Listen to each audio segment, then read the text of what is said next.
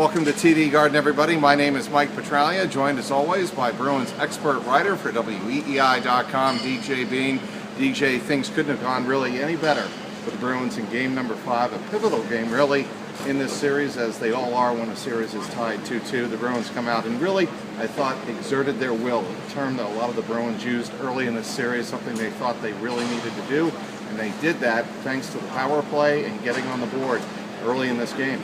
Yeah, I mean, they carried the play. I mean, in some games, especially early on in the series, I mean, you look at game 1 where they were getting a lot of chances, just not finding ways past Carey Price. Canadians found ways to kind of carry the play. Tonight, a lot of penalties, a lot more. For whatever reason, the Garden has turned to the place where all the penalties are called, and not the Bell Center for whatever reason. You finally get the power play going. You take away the chances, generally from Montreal. I mean, Desharnais had that chance. Petraglia had that partial break. They got some chances, and they obviously got a couple goals, but Rask doesn't allow a 5-on-5 goal. He hasn't done it since, I think, Dale Weiss, game 3. So things are trending in the right direction for the Bruins, while things are trending in the wrong direction for the Canadians with 60 minutes left to figure it out. I said during the game, I tweeted that Rask has been big at big moments, especially tonight in the game when he had to be. He hasn't made a lot of huge saves, but when he has had to be big, he has been that in net. And I know you're writing about this on WEEI.com, that I think the Canadians might start to question themselves and just how many chances, good looks they're going to get at Rask. Well, I mean, that's when the Bruins are at their best, you don't notice what a good goaltender Rask is. Like everyone, like to watch a Bruins game, you look at the end results and you will say, yeah, the guy allowed 1 or 2 goals, maybe he had a shutout, didn't make too many sensational saves. That's exactly what the Bruins want. They want to be a tough team to play against, a team that takes away your chances, and any chances you do get, they happen to have one of the best 2 or 3 goaltenders in the world behind them. So that's the issue that the Canadians face right now. Earlier on in the series, through the first 7 periods of the series, it's how do the Bruins get past Carey Price? They're getting chance after chance after chance, but they got the 3 goals in game 1, stymied really throughout game 2 until they came back in the third there. They were getting chances, just weren't burying them. You saw missed nets, you saw a lot of hit posts, not capitalizing. Canadians right now are trying to figure out how to beat Rask, but it's not as simple. We just got to put the puck in that empty net when we have the option. We got to hit less posts. We got to do this. We got to do that.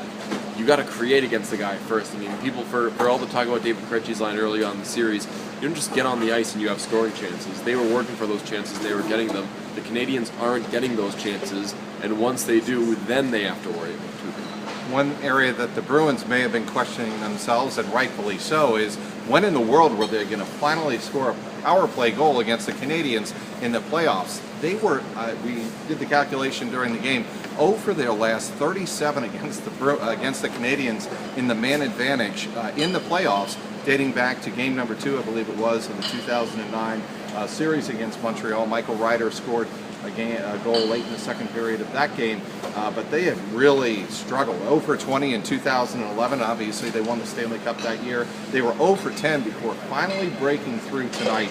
2 power play goals. We saw Riley Smith get a good break in front, a redirect, and that goal really got the Bruins started. Got them actually up to a 2-0 lead, and then Torrey Krug with a beautiful pass, finding Jerome Iginla all alone on the left side. Yeah, I mean, that first power play in the second period, the one on which Smith redirected the Dougie Hamilton shot, that was a sensational power play, and maybe it's because it was on a penalty taken late in the first period. You come out, get a fresh sheet of ice, and then you can kind of do what you want. That was a really good power play, the type that you thought as the seconds were winding down in it. If they don't score on this power play and they go 0 for 3, 0 for 4, 0 for 5 tonight or whatever, when they feed you the line of, we thought we got some really good looks, you actually have to buy it and say that, yes, they did look good, kind of like they did in game 1 where they had a really good power play, I want to say, in the second period. They just didn't manage to score. Tonight, that second period early on, very good power play. 22 seconds later, I believe, the one on which Iginla scored, some sort of defensive breakdown happens there for Montreal, where they've got seemingly everyone in the corner. Krug's able to send that pass out, and I know that the biggest issue there for the Canadiens is the defensive coverage, but if I'm Brian Johnson in front of the net as that pass is coming by me, it wasn't like Torrey Krug rifled it over to Jerome McGinley. It can't get through. You got to get a stick on it. So a bit of a gap, misstep, failed opportunity, whatever you want to call it, on the part of Giunta, and you got Jerome McGinley wide open on the doorstep there. We saw him miss on a similar chance in Game 1. Doesn't miss this time. So yes, generating some things in the power play. But again, if you're the Bruins, as you go to Montreal, do you want to see another game like this where they're calling that many penalties, or do you want to try to play the entire game 5-on-5? If Claude Julien has his druthers, there is no special teams happening at any time ever, and the Bruins will take that. And as they go back to Montreal, you wonder if that'll happen again. 9 power plays they gave the Canadiens in the first 2 games, 2 in the second 2 games once it moved to Montreal.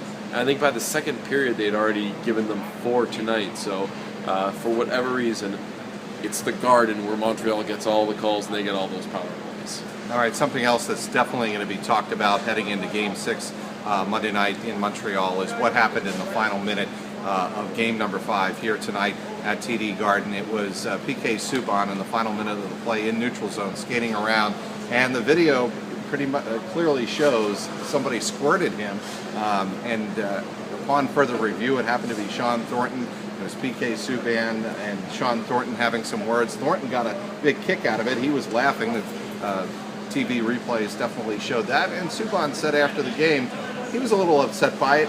How will this play out? How will that dynamic play out? Is this just something that'll be glossed over, or is it going to grow and grow and grow in the next 48 hours? Not to be a media member who rolls his eyes at the media, but you can imagine that this will get talked about a lot. I personally, no matter who it would happen to, it's a pretty low character thing to do, and if Sean Thornton did it, then shame on him, slap on the wrist or whatever. I care absurdly little. It's a frustrating, dumb thing of him to do. Nathan Horton did the thing in 2011 where he squirted the fan. It's a stupid, dumb thing to do. Don't do it. But I mean, Subban puts it out there, and I'm the biggest PK Subban fan in the world. He puts it out there that somebody did it, and that it shouldn't be a big deal. But but this is exactly what happened, and I know that if I did it, it would be a story for 3 days. And basically gave the Montreal media free reign. I love a lot of those guys in the Montreal media, but it gives them free reign to get carried away with this. And that's something that happens in the postseason, I guess, from different media to different media. I just wish that everyone could be as chill as the Boston media, I guess. No one is more chill than DJ. Look at us, just growing out here, just relaxed, no water squirting, no questions asked. One thing, Johnny Boychuk will leave the viewers with this, DJ, and that is Boychuk said after game number 5 that he thinks game number 6 is a must-win, and he says that It's a dumb thing to say. It is a dumb thing to say, perhaps, and it's obviously not factually accurate. But the thing that obviously he is referencing is 2011 when the Bruins went up in a very similar situation, had a chance to close out game number 6 and lost 2-1, and then escaped with that miraculous 4-3 win in overtime in game number 7. The Bruins obviously want to avoid that. Yeah, I mean, I've yet to play my first NHL game, so I can't speak about this with too much perspective, but the whole idea of must win, like when you're in a game, when you're in an elimination game, yes, obviously you must win it. You have to give your best effort, and 9 times out of 10 you're going to give your best effort. Teams, with the exception of the 2011 Flyers, usually don't come out in an elimination game and are like, you know what, it's all you, right? Yeah. You just take this. It seems like you got something in mind. Go run with it. I think that each playoff game, every player takes immensely seriously, whether it's game 1 of a series, game 2, game 3, game 4, 5, 6, 7. I think that the Bruins have the wherewithal and have the experience to know that it's a very bad idea to leave something for a 7th game. In that sense, yes, it's a must-win.